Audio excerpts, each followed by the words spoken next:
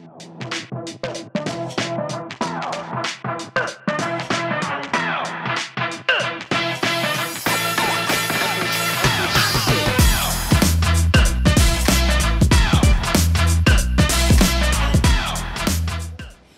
I'm Carol. This is Megan. We're the Project NOSH team, and we're here at Expo West. It has been a jam-packed 4 days on the show floor. Crazy busy, but so much innovation. There are so many trends and new products that have debuted on the show floor, but we've picked a couple that have really captured our attention and were exciting to check out. Given how much we're running around all day, one of the trends we were most excited to see was that coffee has come to food.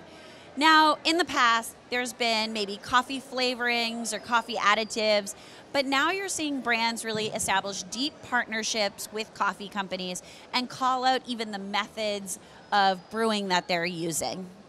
So Grandy Oats was one company that we saw that has partnered with a local coffee company, so that way they can have their new coffee crunch granola. Perfect Bar is also grinding coffee beans to be able to put that in their newest flavor, mocha chip, which also has a little caffeine in it, so always down with that. Uniting two of our favorite things, coffee and chocolate. Wild Ophelia has had some cold brew filled chocolates, but now they've partnered with High Brew and they're calling out exactly what that cold brew is in the center of them.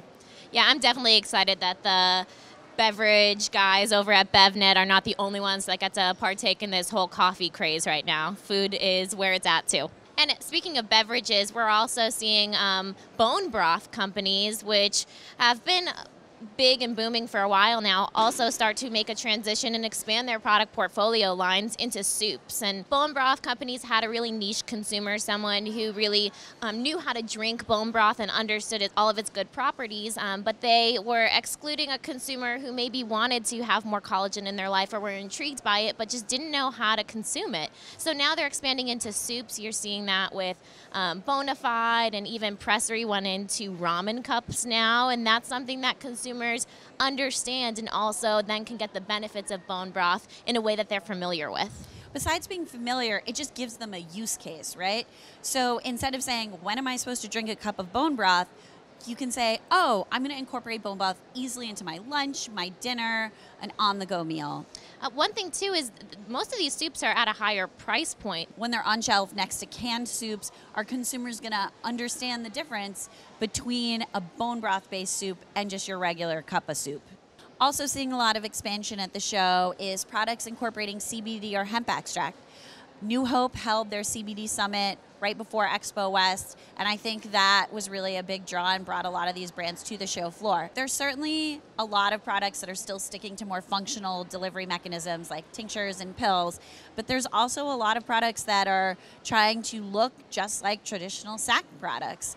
Weller is a product that comes to mind. They have these great coconut bites. It looks like a product that you would expect to see on shelf in a grocery store and not something you would, only order online or find in some sort of functional supplement set. The one thing that I've really noticed, though, between these brands is there's a dissonance in how they're communicating if they're using CBD or hemp to the consumer. Some people are really kind of going all out on their packaging and calling out the CBD, and some people are more calling out the attributes of CBD rather than highlighting the ingredient itself, because there's a lot of confusion for consumers around what it actually means and if it's something that they want to be consuming.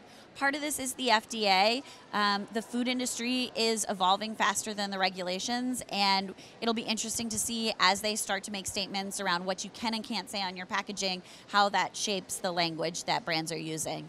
Yep, for now, I think we're going to continue to see brands use hemp and use CBD in their products. We've got to get back out on the show floor. Yeah, there's so many more booths to see and news to cover, but thank you so much for watching us here at Expo West. And check out the rest of our stories. We've got a lot more news coming your way, and hopefully we'll see you at NOSH Live this summer in New York.